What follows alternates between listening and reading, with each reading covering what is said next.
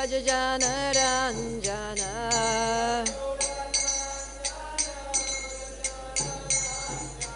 Yashodanandana Vrajajana Ranjana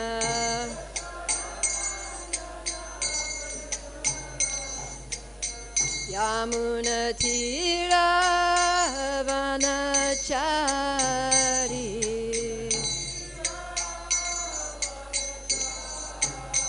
Yamuna Tira Vanachari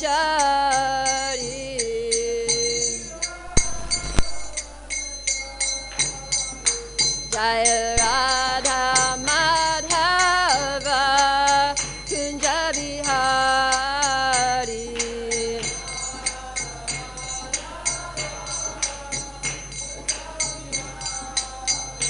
Jaya Radha Madhava Kunja Bihari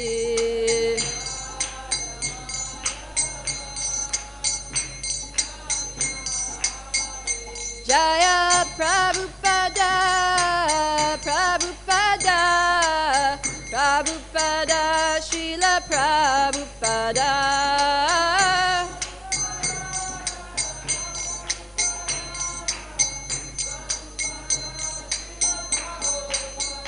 Prabhupada, Prabhupada, Prabhupada, Jaya Prabhupada.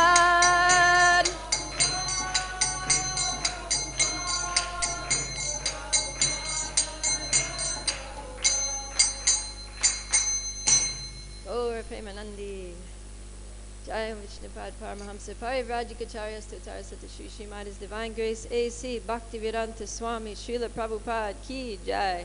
ISKCON founder Acharya Śrīla Prabhupada Ki Jai. Grantharaj Śrīmad-Bhāgavatam Ki Jai. Samaveda Bhaktivinoda Ki Jai. Nitai Gaur Premanandi Hari Hari. All glories to the assembled devotees. All glories to the assembled devotees. All glories to the assembled devotees. All glories to the Lotus feet of Shri Shri Guru Shri Gauranga. All glories to Śrīla Prabhupada.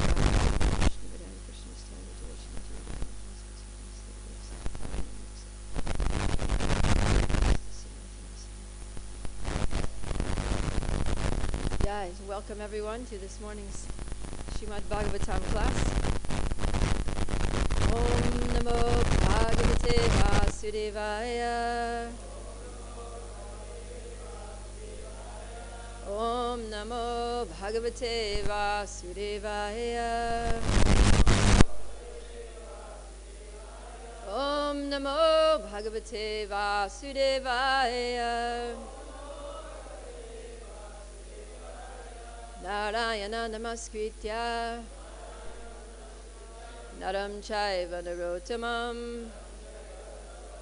Devim Saraswatim Vyāsam Tato Jayamudirayat Nashta Prayeshu Abhadreshu Nityam Bhagavata Sevaya Bhagavati Utyama Shloke Bhakti Bhavati Naishtiki. Hare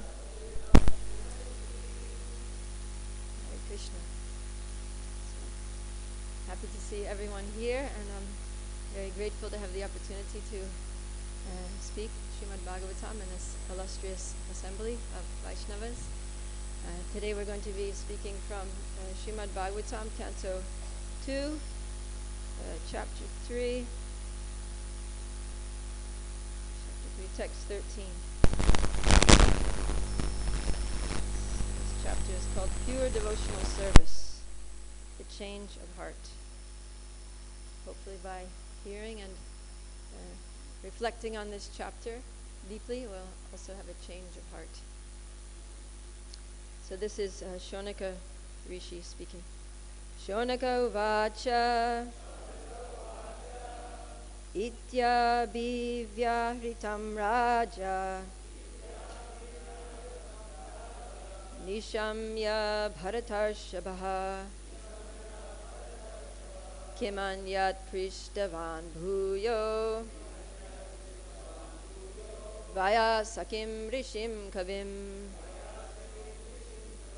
Śaunaka uvāca abhivyāhṛtam rājā niśamya bharatarṣabhaḥ anyat pṛṣṭavān bhūyo vaiyāsakim ṛṣiṁ kavim. Devotees.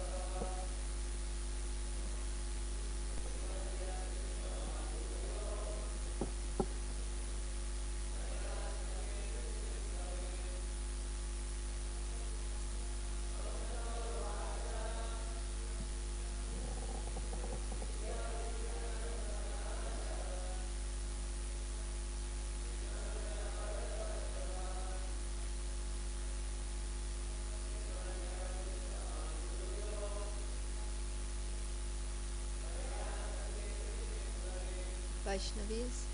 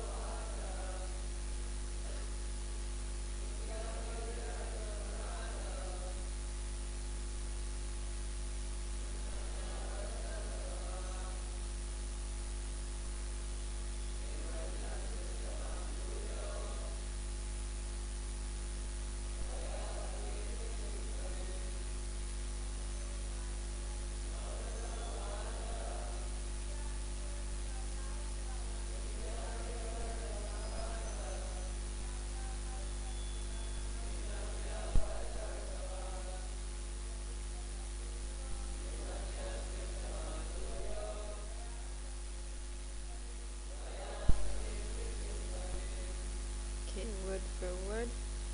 Śaunaka uvāca. Śaunaka said, iti, thus, abhivyāhṛtam, all that was spoken. Rājā, the king. Niśamya, by hearing. Bharatarṣabhaḥ, Mahārāja Parīkṣit. Kim, what? Anyat, more. Pṛṣṭavān, did he inquire from him? Bhūyaḥ, again. Vaiyāsakim, unto the son of Vyāsadeva. ṛṣiṁ, one who is well versed. Kavim, poetic. Translation and purport by His Divine Grace, A.C. Bhaktivedanta Swami Śrīla Prabhupada ki jai.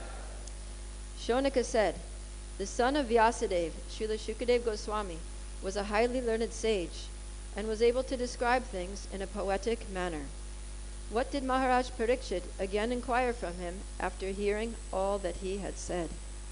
Please repeat. Śaunaka said, the son of Vyāsadeva, Śrīla Śukadeva Gosvāmī, was a highly learned sage and was able to describe things in a poetic manner. What did Mahārāja Parīkṣit again inquire from him after hearing all that he had said? Report. A pure devotee of the Lord automatically develops all godly qualities, and some of the prominent features of those qualities are as follows. He is kind, peaceful, truthful, equable, faultless, magnanimous, mild, clean, non-possessive, a well-wisher to all, satisfied, surrendered to Krishna, without hankering, simple, fixed, self-controlled, a balanced eater, sane, mannerly, prideless, grave, sympathetic, friendly, poetic, expert, and silent. Out of these 26 prominent features of a devotee, as described by Kṛṣṇadāsa Kavirāja in his Caitanya-caritāmṛta, the qualification of being poetic is especially mentioned herein in relation to Śukadeva Gosvāmī. The presentation of Śrīmad-Bhāgavatam by his recitation is the highest poetic contribution. He was a self-realized learned sage. In other words, he was a poet amongst the sages. Śrīla Prabhupada ki jai.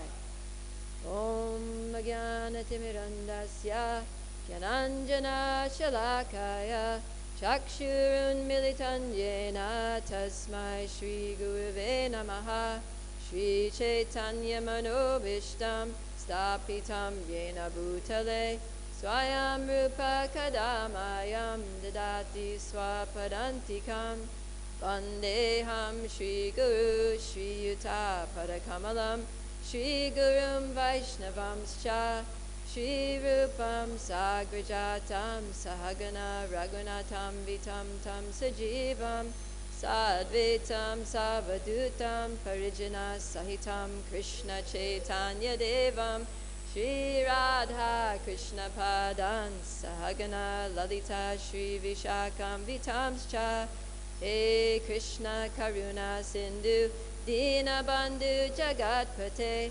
Gopesha Gopika Kanta Radha Kanta Namostute Tapta Kanchana Gaurangi Radhe Vrindavaneshwari Vrishabhanu Sute Devi Pranamami Hari Priye Vanchakalpa Tarubhyascha Kripa Sindhubhya Evacha Patitanam Pavanebhyo Vaishnavebhyo Namo Namaha Jaya Shri Krishna Chaitanya Prabhu Nityananda Shri Advaita Gadadhara Shri Vatsadi Gaura Bhakta Vrinda Hare Krishna Krishna Krishna Hare Hare Hare Rama Rama Rama Hare Hare.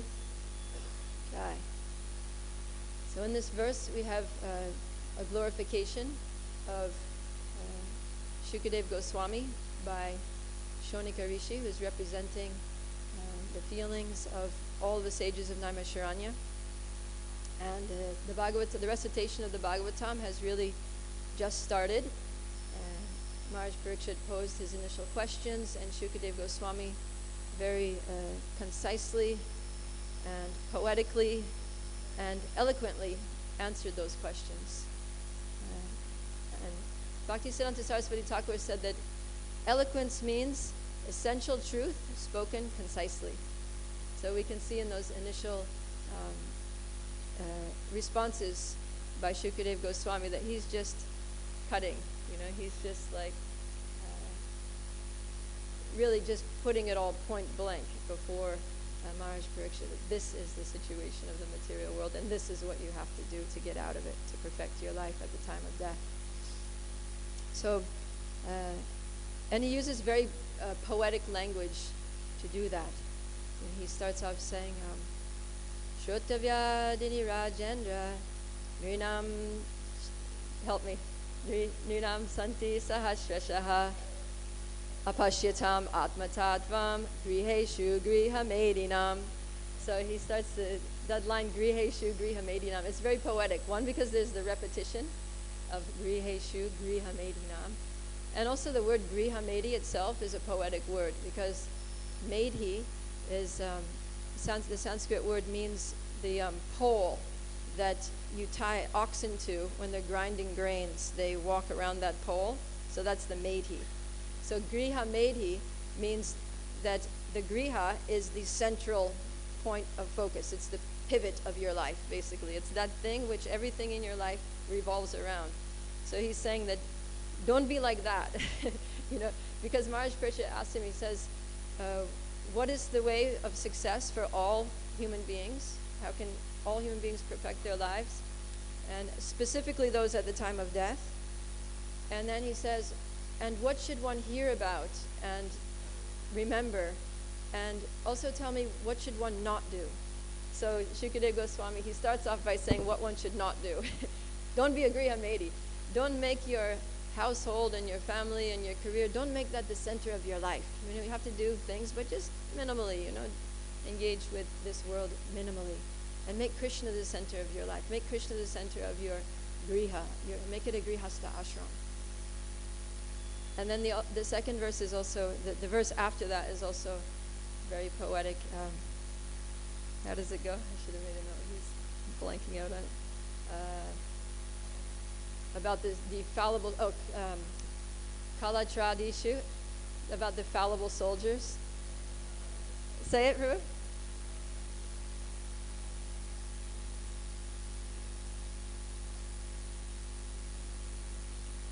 Pashyam api na pashyati. Yeah, so he says that our family members, we're thinking, so the griha medhis, they're thinking that in this battle of life, because the material existence is like a struggle for existence. So in this battle of life, who are the soldiers? First of all, I'm the king. The griha medhi is thinking, in the battle here, I'm the king and I have all my soldiers. I have my army here who are fighting on my behalf, who are going to help me solve the problems of material existence.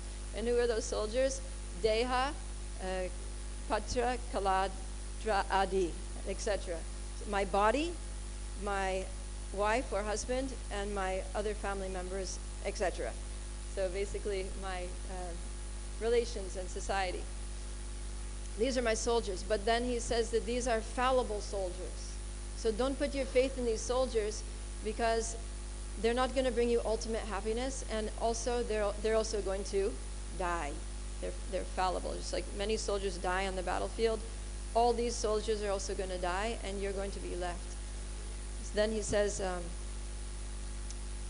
not seeing this, he says this, I really like the last line of that verse, pashyan api na pashyati. It's so poetic. It literally means, although seeing, they don't see. So you see that all around you, everybody is dying. That was Maharaj Yudhisthira's question, like, what is the most wonderful thing? The most wonderful thing is that although we see all around us that everybody's dying, we think that I'm not going to die. We think that our loved ones aren't going to die. We think that all those people, it happens to everybody else, but it's not going to happen to me. So pashyan, we see it, but api na pashyati, we don't see it because we don't live in such a way. We don't live with that knowledge. We don't live with that in the back of our mind thinking, yeah, I could die any moment. My family members, my friends, everybody that I love is going to die and could die at any moment.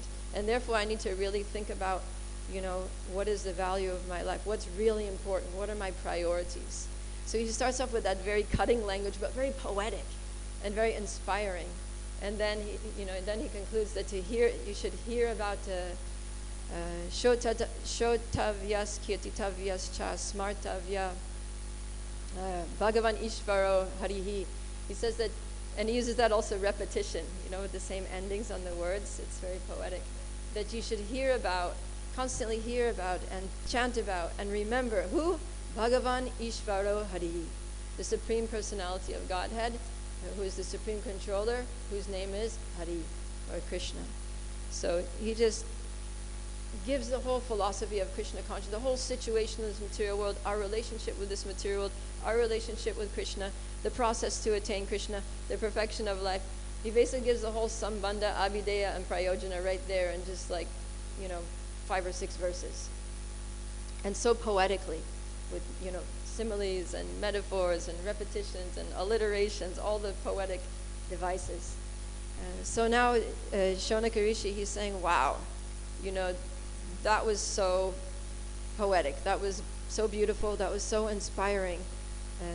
I want to hear more. Tell me more. What else did Mahārāja Parīkṣit ask? What else did Śukadeva Gosvāmī say in reply?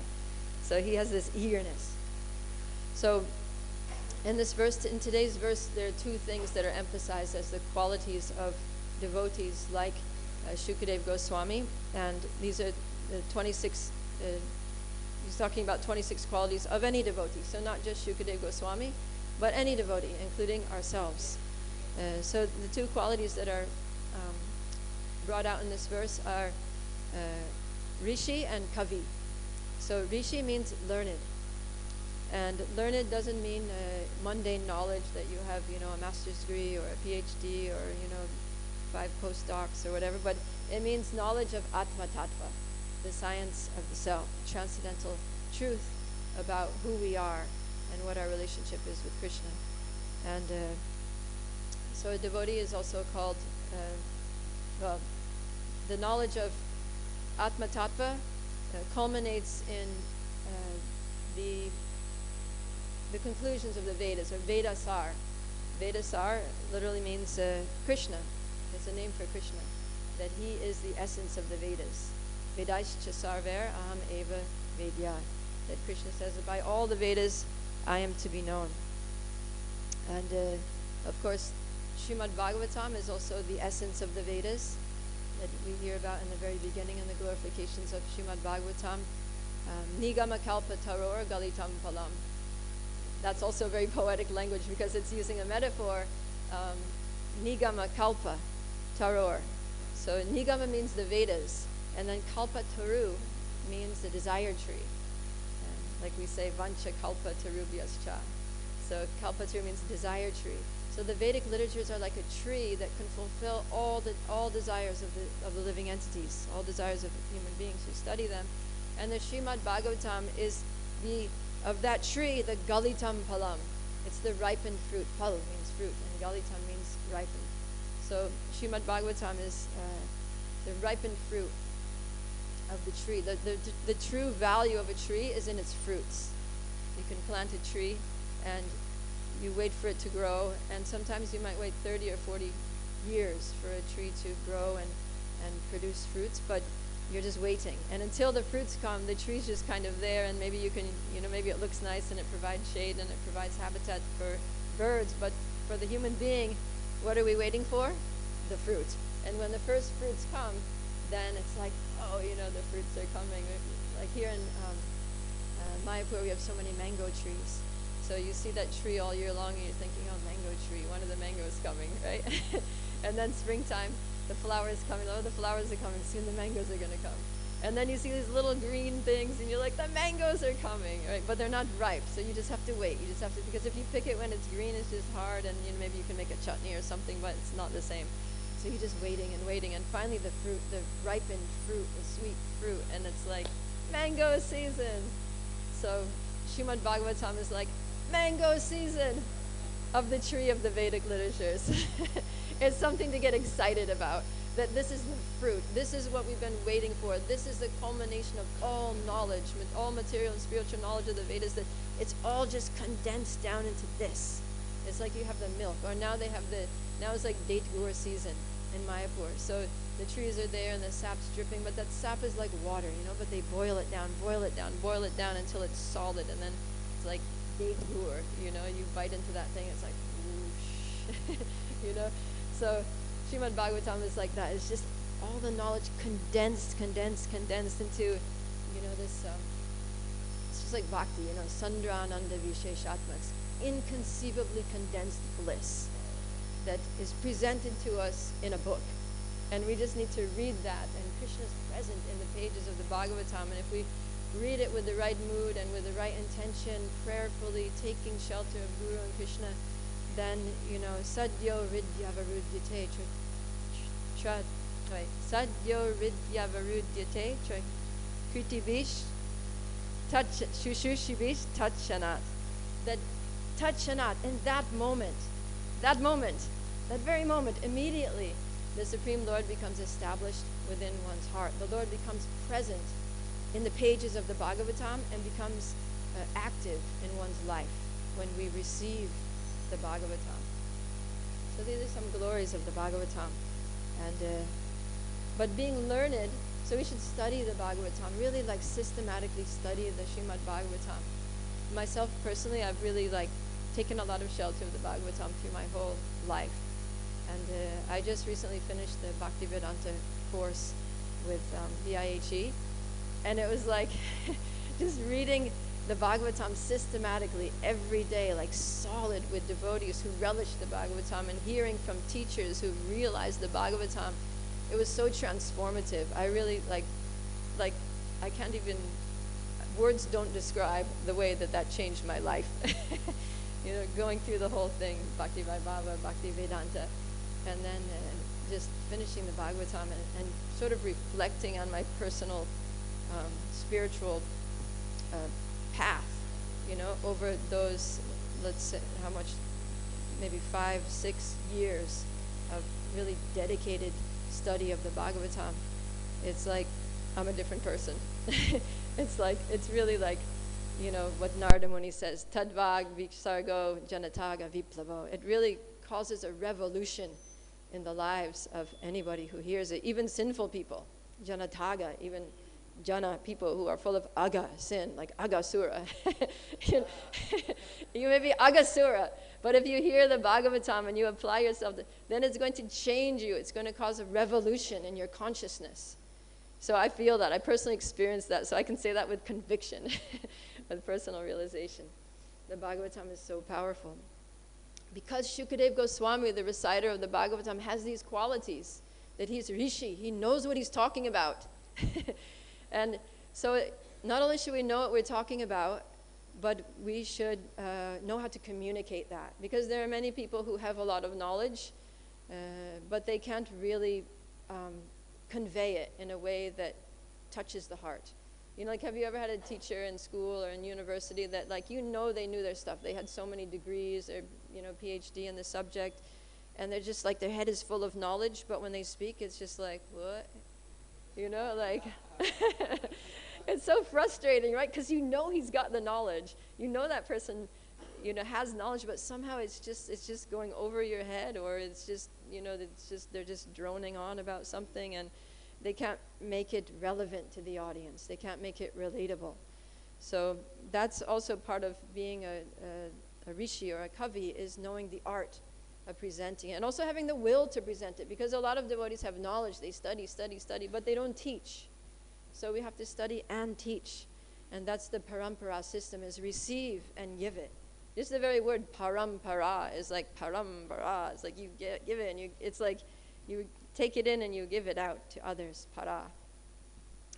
And if we don't do that, actually, Śrīmad-Bhāgavatam says that if we don't teach what we've learned, if we don't share the transcendental knowledge that we've received, then we're going to lose it. So it's actually very risky to not preach, or to not teach, or to not share our knowledge. They say that a Brahmin who has knowledge, who's very learned but doesn't give to others, then their knowledge actually diminishes day by day, just like water leaking out of a cracked pot.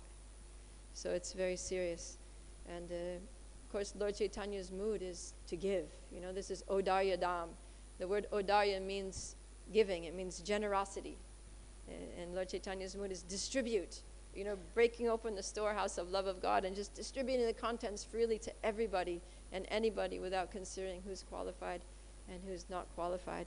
And of course, Lord Chaitanya gave us the order, the direct instruction, that yare deka tare kaha Krishna upadesh. Amara agyaya guru poi tare desh. That whoever you see, whoever you meet, wherever you go, just teach them about Krishna. Just share this knowledge of Krishna. Give them the holy name. Give them knowledge of Krishna. Teach them Bhagavad Gita and Śrīmad-Bhāgavatam. And in that way, become a guru. He said, on my order, all of you, he was telling all of his followers and all of us, readers of Caitanya-caritāmṛta, both in the past, present, and future, Amara Agyaya Guru, all of you become guru and teacher, become teachers of this knowledge, and in that way liberate the land.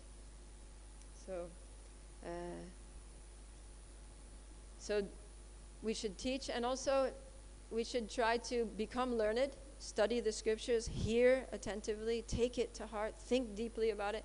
And also when we present the scriptures, try to do so poetically, in an attractive way.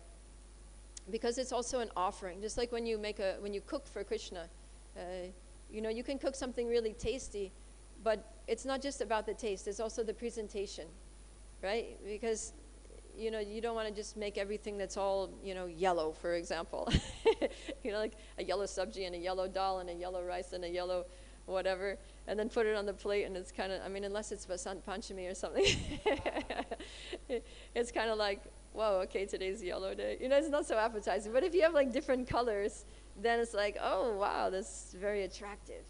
And then it's described how when Srimati Radharani and the gopis go over to Mother Yashoda's house in Nandagram and they cook for Krishna, they cook so many different preparations, all different, shapes of things and textures, and some dry and some wet, and, some savories are round and some are like, long, and they're all different, there's variety.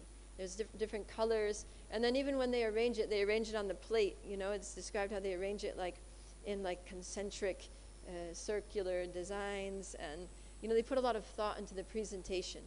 So when we present the knowledge, we shouldn't just, splat on the plate. We shouldn't just like download it, but we should try to make it attractive, try to make it beautiful, poetic. And that's what Śukadeva Gosvāmī has done. He's made the Bhagavatam so poetic. And Śrīla Prabhupada also in his purports, even though the purports are like prose, they're like poetry in prose form.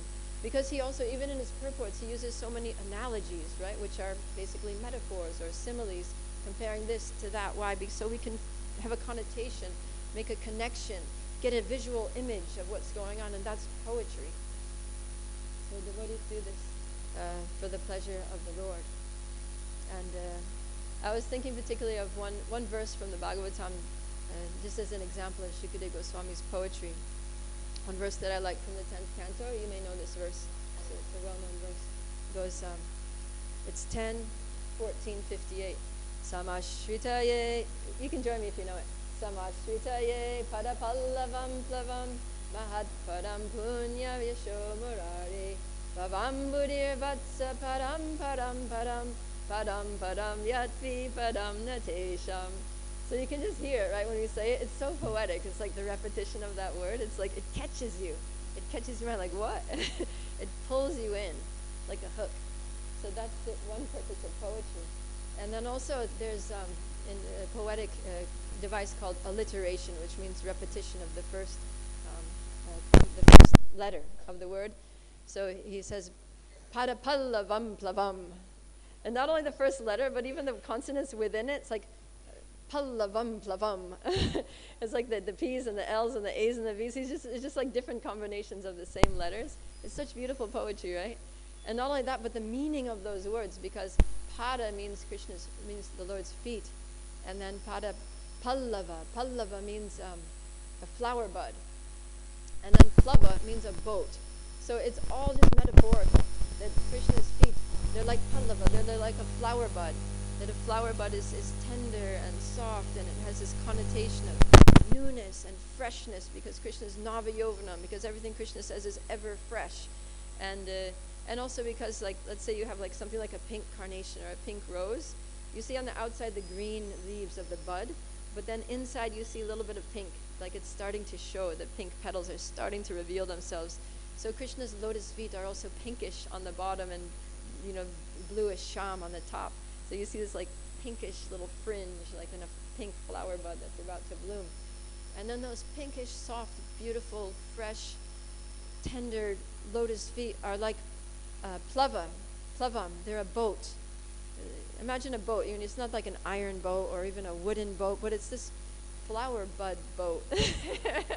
This beautiful, soft, fragrant flower bud boat that you just get on, and then you just sail across the ocean of material existence on this beautiful flower boat of Krishna's lotus feet.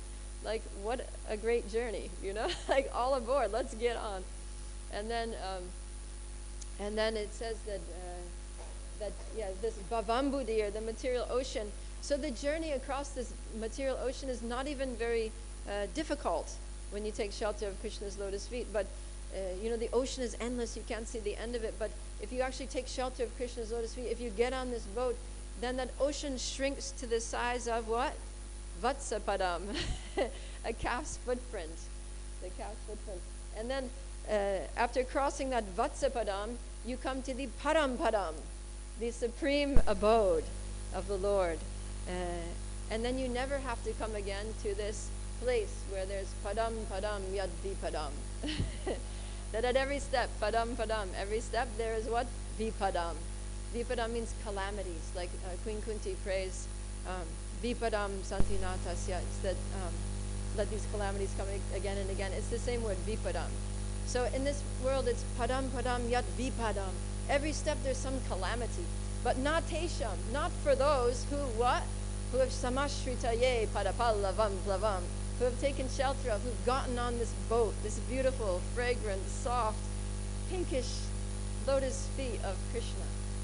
So it's just so beautiful, you know, Śukadeva Gosvāmī's language, and there's just countless. I'm sure all of you have like your favorite verses from the Bhagavatam. They're just like so poetic that you just want to like sit back and like relish, you know, and just like get a vision, just get a visual picture of, and get a sensory experience of the sight and the smell and the touch and the, you know, like poetry. It just invites you to have an experience using all of your senses.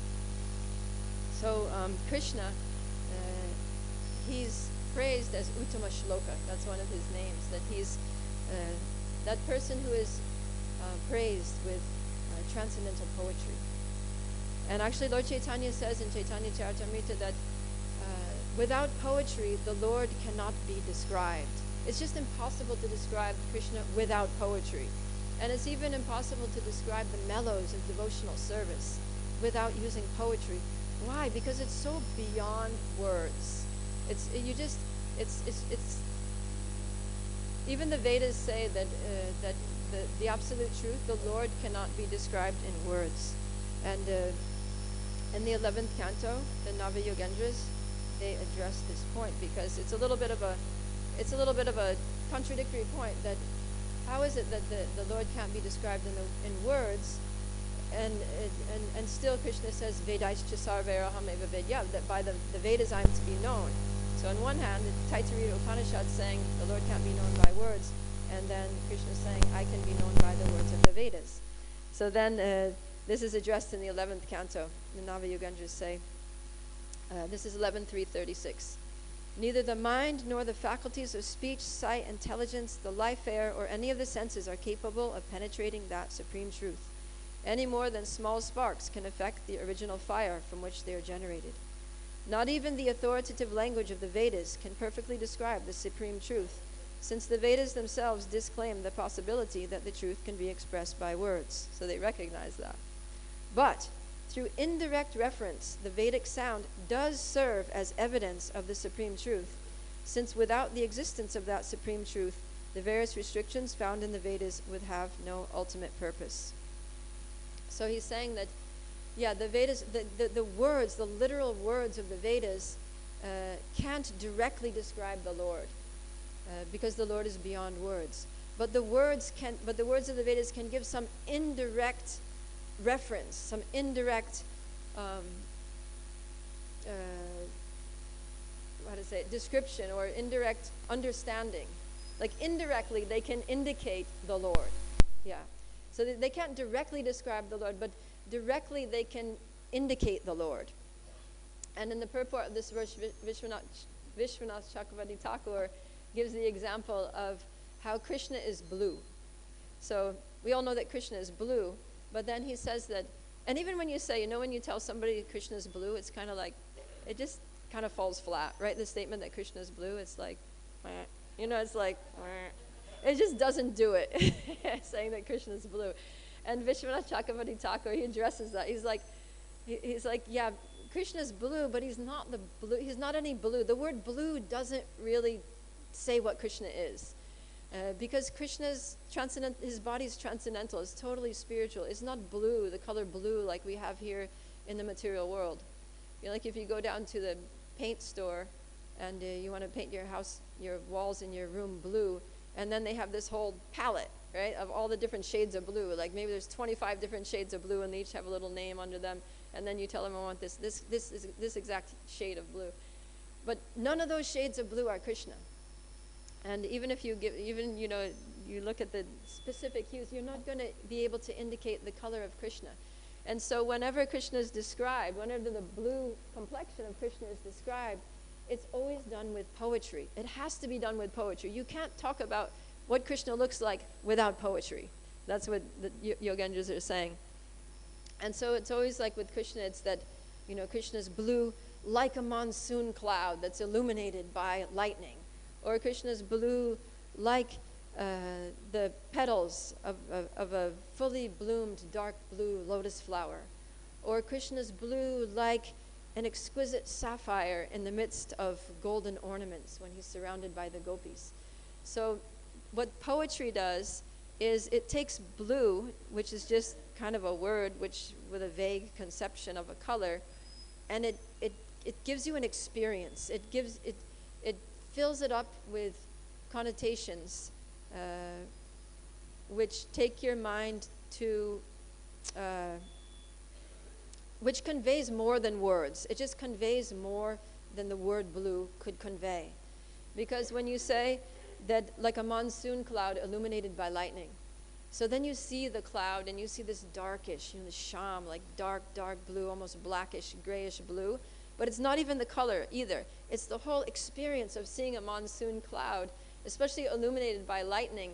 And when a storm's coming, so Mayapur, like after the hot summer, and that rainy season is coming, and the first time, you're like sitting there and it's so hot and you're soaked in sweat, and it's like 4 o'clock in the afternoon, and then the air starts swirling, and you look in the sky and you see the black, this black sky, and then you hear ba-boom, and it's just like, it's a feeling, it's like, yes, it's like the rain is coming, it's an experience. It's like, you just like your life comes back to you. and Prabhupada talks about this in his purport to Light of the Bhagavat, how when the rainy season comes, the farmers, they become enlivened, but the industrialists, they become despondent, like, oh no, because they like exploiting the workers, but now the workers are going to be able to produce their own goods, and they don't need to work in factories anymore because they've like got production going on. So in the same way, Krishna, he's like that lotus, he's like the monsoon cloud that inspires the devotees. When you see that blue of the monsoon cloud, you get inspired, you get enlivened. It's like your life is parched in the desert of material existence, but the rain is going to come, like the shower of mercy is going to fall on your head, and it's going to bring you back to life. And then in the same way, the demons, when they see Krishna, they run away. Just like those industrialists, when they see the cloud, like, oh no, now the rain's going to come. Now they're going to be successful without me. So like that. So it's this whole experience. You see all these feelings, all these associations and connections to your life and to other things just by saying that Krishna is like a monsoon cloud. And the same thing with like the petals of a lotus. Like the lotus petals are so soft. You want to take that lotus petal and just like rub it on your cheek. It's just so delicate. And the blue lotus is like a rare lotus. Whoever even saw a blue lotus, speak of a dark blue lotus. I've never seen one. So it's like something rare, something is almost like, like a unicorn or something that, does it even exist? Something so exquisite. So, like Krishna's that rare personality that's just so sought after, like a rare treasure, like a gem. And then sapphire too, like gems, they have their own brilliance. It's not just blue, but it's like it's luminous. We hear about how the subterranean heavenly planets are illuminated by the jewels on the heads of the serpents. So like Krishna, he's like illuminating. His blue, it's these dark blue, but we don't usually think of a dark color as bright, but Krishna's dark, blue, shyam, like bluish black, but at the same time he's bright, he's luminous. Like his darkness illuminates the whole room. So that when he goes to steal butter, he doesn't need a light. He goes in the dark, and the whole room is lit up by his effulgence. Like that. So with poetry, we can actually get an understanding. We can get a feeling. We can get an actual sense of Krishna. And not only that, but it creates, it attracts, it's attractive, all these poetic, because you want to know more. You want to know more about Krishna. Oh yeah, his color's like that. What else about him? What else about his qualities? And what does he do? And it creates this inquisitiveness, which is exactly what we're seeing in the verse. That the sages of Naimisharanya are like, and what else did he say? What else is there about Krishna? What else? What more did Mahārāja Parīkṣit ask? And how else did Śukadeva Gosvāmī answer? And it also creates an eagerness to follow the process of bhakti, by which we can know Krishna, by which Krishna will reveal himself. Because we can only really know Krishna, we can only really even access these poetic descriptions by the mercy of the Lord.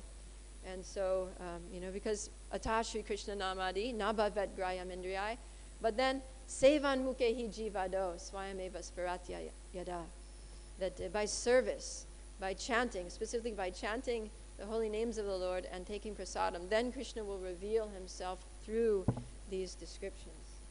So poetry, it pulls us in. And actually, let's see, running out of time. But I wanted to tell a little story from the Caitanya-caritāmṛta that although devotees are poetic and should write poetry, but we have to be careful not to take poetic license too far, because poetry is kind of like a medium of communication, whereby there's license. There's like, it's open, to express. It's something that kind of gushes forth from the heart, right? It's sort of like you're expressing your deeper thoughts and feelings through poetry, and you want to convey deeper meanings like that. But those need to be in accordance with Guru, Sadhu, and Shastra. So even in our own poetry, if we should definitely write poetry. Prabhupada wanted us to write our realizations, and his spiritual master, also, Prabhupada himself, wrote poetry, and the Bhaktisiddhanta Saraswati Thakur loved Prabhupada's poetry. Adore ye this fine day, sweeter than heaven, blessed than May. Like, he loved that poem, and on the basis of that poem, he said, publish anything that he writes. So Prabhupada was very encouraged, and he went on to write poetry. He wrote, the poems on the Jaladuta. He wrote Vrindavan Bhajan while he was in Vrindavan preparing for his great mission.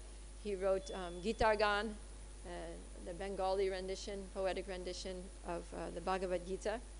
And he also he told Allen Ginsberg, who was a poet, that he should write poetry about Krishna. So he wanted us to write our realizations and to express them also poetically. But they need to be in accordance with Guru, Sadhu, and Shastra. So there was this, in Caitanya-caritāmṛta, the story is told about this Bengali Brahmin Vaishnava who wrote poetry glorifying Lord Chaitanya. And he wrote like a drama, poetic drama. And he brought it to Lord Chaitanya. He wanted Lord Chaitanya to hear it.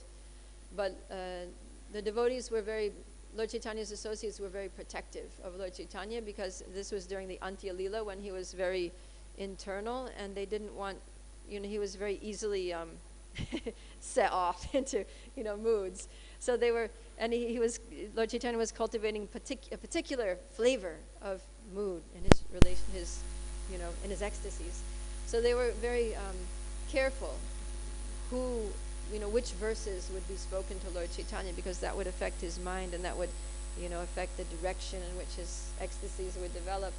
And so no one would be able to present anything to Lord Chaitanya without it being screened by Swarup Damodar especially. So this Bengali poet, he came with this poetry, and the other devotees liked it, and they thought, okay, let's see what Swarup Damodar thinks. So then Swarup Damodar heard it, and he was just like, nope, this did not get the green light. He said, actually, this is very offensive. I'll read the line here. It's actually, let's see, you can also think about how this is or is not appropriate poetry. I'll just read the English. This is Caitanya-caritāmṛta, Antya Lila, chapter 5, text 112. The Supreme Personality of Godhead has assumed a golden complexion and has become the soul of the body named Lord Jagannath, whose blooming lotus eyes are widely expanded. Thus he has appeared in Jagannath Puri and brought dull matter to life. May that Lord, Sri Krishna Chaitanya Dev, bestow all good fortune upon you. So you can see how this Bengali poet, he's a Vaishnava, he's a devotee of Lord Chaitanya, and he's really trying to glorify Lord Chaitanya. He has the best of intentions, and he wants to bring out how, Lord Chaitanya, he's like the life of Jagannath, that he's, brought dull matter to life. But when Swarup Damodar heard it, he was like, this is so just bogus, this is so wrong, because you're saying that Jagannath, he said, one, it's offensive to Lord Jagannath, because you're saying that Jagannath is basically like a dull material body, which has a soul in it, and that soul is Lord Chaitanya. And then you're also offending Lord Chaitanya, because you're saying that he's like a soul within a material body. But Lord Chaitanya is not a spiritual spark like a jiva in a material body the way we are. His body is non-different from himself, and he's, the unlimited Supreme Personality of Godhead. He's not inside a material form. So you've offended both of the lords. And he's just like, oh no.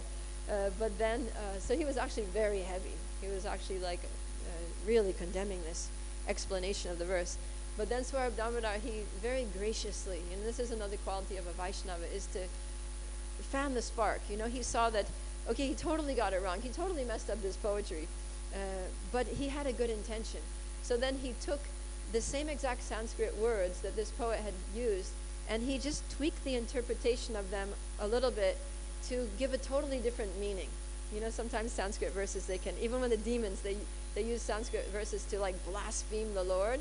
And then acharyas like Vishwanath Chakravarti Thakur, they'll say, actually Mother Sarasvati appeared on the tongue of this demon to speak eloquent glorifications of the Supreme Personality of Godhead. So that's what Swarup Damodar did. He took the words and he gave alternative meanings, and he said, present it like this. This is the actual meaning. Actually, Mother Sarasvati appeared on your tongue and induced you to recite this verse, but this is the meaning she intended, not the one that you've given.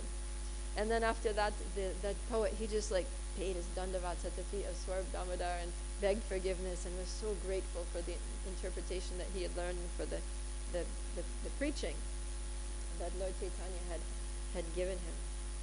So so there's so many poets, and so many of our acharyas are poets. The poetry of Rupa Goswāmī is just incredible.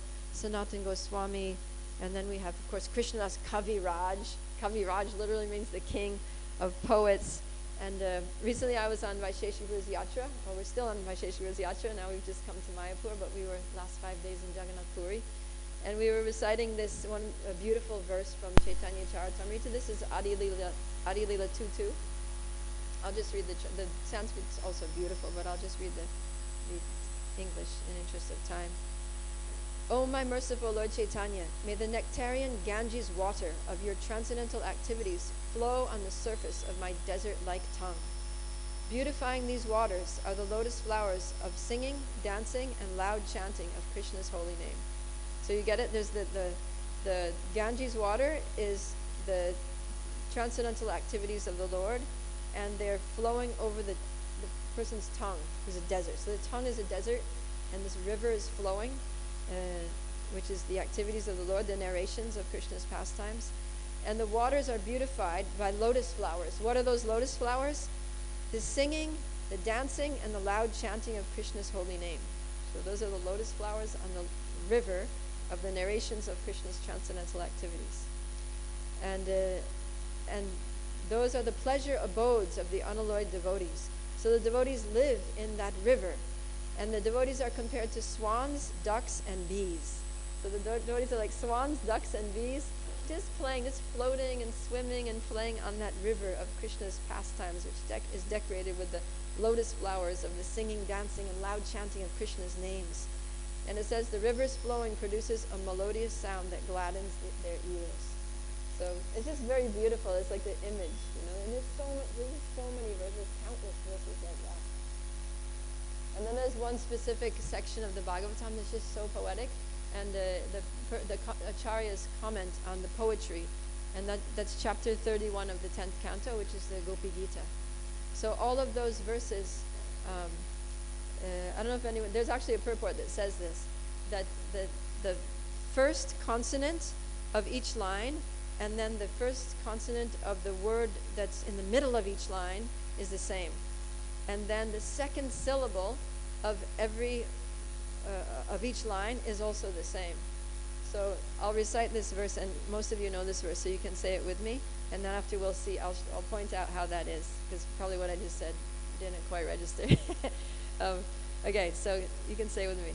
Tavakatamritam tapta jivanam kavibiritam kalmasapaham shravanamangalam Śrīmad-Bhāgavatam bhuvigrinantiye bhuridajana. So get this. Well, first I'll read the translation. The nectar of your words and the descriptions of your activities are the life and soul of those suffering in this material world. These narrations, transmitted by learned sages, eradicate one's sinful reactions and bestow good fortune upon whoever hears them. These narrations are broadcast all over the world and are filled with spiritual power. Certainly, those who spread the message of Godhead are most munificent. So then, Tavakatamritam, so the T, and then Tapta Jivanam. And next line, Kavibiritam, Kalmasapaham, the K. And then Shravanamangalam, such as Shra, Śrīmad-Bhāgavatam, Bhuvigrinantiye, Bhuridajana. Every verse of this chapter is like that. And then there's the second syllable, Tava, Kavi, Shrava, Bhuvi. There's a V. Every single verse has that structure. It's just incredible, right? The poetry of Śukadeva Gosvāmī. And because this is like the Gopi Gita, it's like so emotionally intense. It's like he packed the most beautiful poetry into the most intense emotional outpouring of the gopis for Krishna. So it's just beautiful. I don't know, it's just kind of overwhelming actually. So then we might think, well, if if devotees are supposed to be poetic, then how can I write beautiful poetry? So Lord Chaitanya addresses this question that by the empowerment of the Lord. One needs the empowerment of the Lord, and we become empowered by the Lord by having the right intention. So when we set out to write, we should not be thinking, oh, I'm going to, people are going to like this, they're going to recognize me as a great poet. But we should be, have just the desire to please Krishna. Anya bilashita shunyam. That no other desire than to please Krishna. And to spiritually benefit those who hear our poetry, and also to purify ourselves. And then we can seek the blessings of devotees. That before we sit down to write, we can pray to Guru, to Krishna, just like Kṛṣṇadāsa Kavirāja did. He went to the Madan Mohan deity and he begged for the blessings to be able to compose Caitanya-caritāmṛta. And then the garland of the Madan Mohan deity fell from the deity to the floor. The pujari picked it up and put it around the head, around the neck of Kṛṣṇadāsa Kavirāja. And then he understood that, okay, I have the blessings. And then he could write with confidence. But then you might think, well, I'm not a scholar, I'm not very learned, I'm not a poetic person. How can I write poetry? Just forget it. So how can I ever be a kavi? Because devotees are supposed to be a kavi. If I'm not a kavi, how can I be a good devotee? So then it doesn't matter, actually. Just speak about Krishna. So if you heard something nice in class, or just tell whoever you meet about it. Yare deka tarika Krishna Upana. Just tell them whatever you heard, whatever you read. Or you went to see the deities this morning. Just talk about how, Krishna looks so beautiful. His turban was like this, and Gopi, the dots on his face were like this. Or, Radharani was holding this beautiful thing in her hand. Or whatever, just describe Krishna and tell about what you heard. And actually, when Krishna was arriving in Hastinapur, the ladies were on the rooftops of the houses, and they were looking at Krishna, and they were just like, oh my God, Krishna, he's so gorgeous, he's like this, and just look at his curly hair, and just look at the way he's playing his flute, and just look at this threefold bending form, and do you remember when he did this? And oh yeah, do you remember when he said that? Oh, he's such a sweet, he's just so sweet, he's so loving with his devotee, he's so affectionate. They're just talking like that, and Krishna was hearing it. And the verse there says in Srimad-Bhāgavatam 1:10-20, it says that those talks by the women on the rooftops of Hastinapur are more pleasing to Krishna than the Vedic hymns. So just talking about Krishna with your friends amongst devotees, just like, Krishna is so cool, you know, like that's more pleasing than the Vedic hymns. So anybody can do that. And so we should do that. And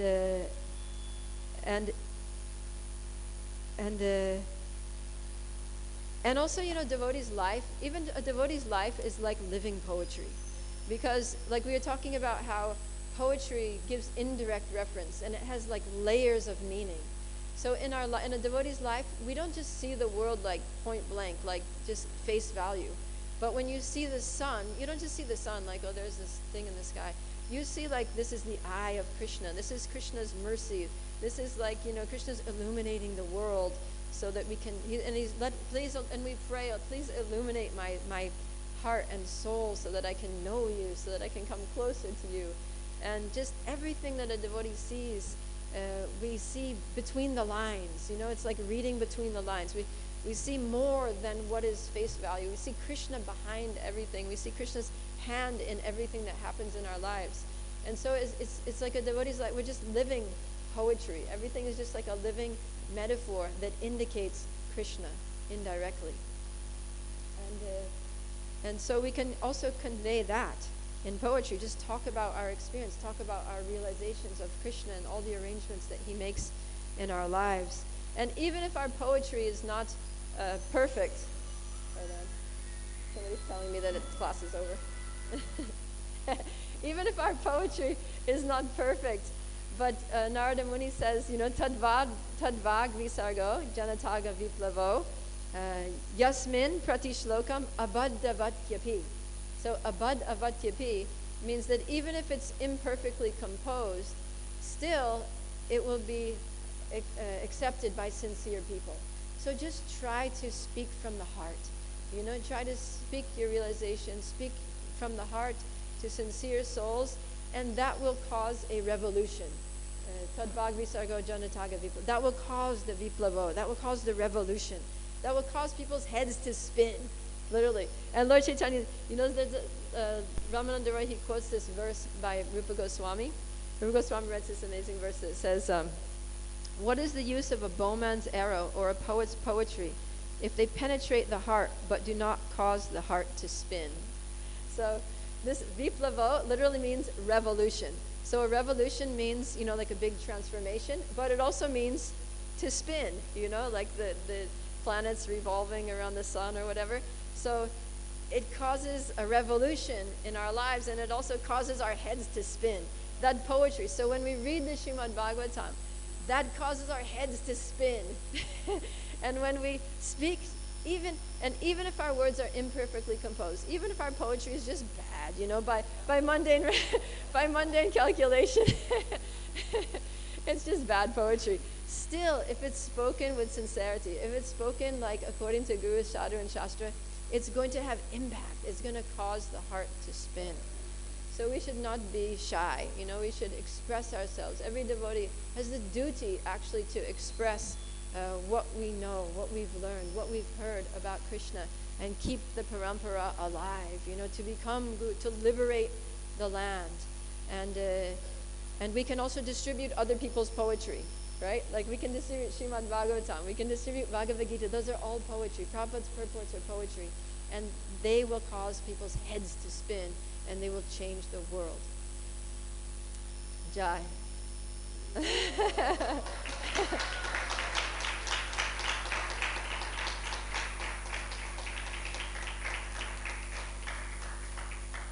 So I got a little overly enlivened by all this transcendental poetry. But I can take a couple of questions or comments if anybody has something.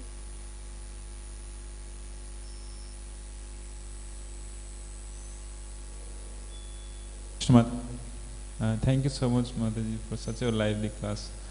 Sometimes we see those who are not devotees also, they have this poetic demeanor.